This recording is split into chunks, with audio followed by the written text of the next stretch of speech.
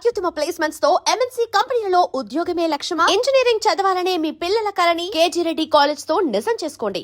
అసలు ఒక చిన్న డౌట్, ఈ సినిమా కోసం మీరు ఫిల్మ్ ఇన్స్టిట్యూట్లో ఉన్నప్పుడు ఆడిషన్కి వచ్చి మిమ్మల్ని, రజనీకాంత్ గారిని, ఇంకో నటుని ముగ్గురిని సెలెక్ట్ చేశారు. ప్రదీప్ శక్తి మీ ముగ్గురిని సెలెక్ట్ చేశారు. సో ఆ సెలక్షన్ ప్రాసెస్ ఎలా జరిగింది? లేదండి, అది బాలచంద్ర గారు అప్పుడప్పుడు మాకు ఎగ్జామినర్గా వచ్చేవారు. ఓకే. మేము చేసిన ప్రాక్టికల్స్ కొన్ని చూశారు. అది అయిపోయిన తర్వాత ఛాంబర్ వాళ్ళు ఏం చేశారంటే ఒక పుస్తకం ప్రింట్ చేశారు. ఆ సంవత్సరం బయటకు వచ్చేసి ఆర్టిస్టులందరినీ, మేమే ఫస్ట్ బ్యాచ్ కదా, ఆ ఫోటోలు వేసి ఛాంబర్ బుక్లో ప్రింట్ చేశారు ఫోటోలు. అందులో చూసి సెలెక్ట్ చేశారు, వీళ్ళు బాగుంటారు అనుకుని. ఓకే. ఆ ముగ్గురిని మమ్మల్ని సెలెక్ట్ చేసి మాకు బండి పంపించారు. నేను, రజనీకాంత్, ప్రదీప్ శక్తి. ప్రదీప్ శక్తి అంటే మీకు అందరూ తెలుసు, చాలా సినిమాలు చేశాడు, మంచి హైట్గా ఉంటాడు. దాంట్లో కండక్టర్ క్యారెక్టర్. ఆయన ప్రదీప్ శక్తి గుంటూరు కురాడు, తెలుగు అబ్బాయి.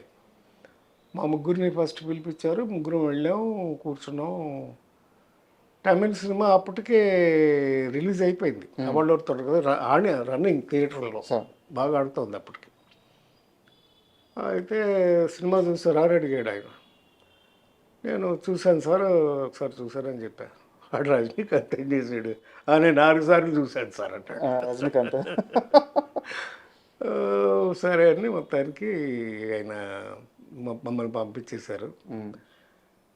పంపించేసిన తర్వాత కొన్నాళ్ళు అయింది, ఇంకా కబురు రాలా, ఎప్పుడు స్టార్ట్ అవుతుందని ఏం తెలియదు, మేము కబురు పెడతామని చెప్పేసి పంపించారు. ఈలోపు బాలచంద్ర గారు సారథి స్టూడియో హైదరాబాద్లో షూట్ చేద్దామని, ఇక్కడ స్టూడియోలో సెట్ చేద్దామని లొకేషన్ చూడడానికి వచ్చారు స్టూడియోకి. వచ్చారు, వెనక్కి తిరిగి వచ్చేసారు. అప్పుడు తెలిసింది ఆయనకి నేను సారథి స్టూడియోస్ మేనేజింగ్ డైరెక్టర్ ప్రసాదరావు గారు అబ్బాయినని. వెళ్ళిన తర్వాత మళ్ళీ పిలిపించారు. పిలిపించి, ఏం నారాయణరావు, నాకు ఎందుకు చెప్పలేదు నువ్వు, మా డిస్ట్రిబ్యూటర్ కొడుకునేవని, స్టూడియో ఓనర్ కొడుకుని నాకు ఎందుకు చెప్పలేదు అన్నాడు. లేదు సార్, నేను ఇండివిజువల్గానే ఇన్స్టిట్యూట్లో చదువుకుని వచ్చాను, అదే క్వాలిఫికేషన్ కదా, అందుకని నేను చెప్పడం ఇష్టం లేక చెప్పలేదు సార్ అన్నాడు. వెరీ గుడ్, నీకు వేషం కన్ఫర్మ్ చేస్తాను, నేను వేషం కన్ఫర్మ్ చేశాను. సో అలాగా రజనీకాంత్ గారితో ఎలా జరిగింది? అది ఇద్దరికి అలాగే వెళ్ళింది.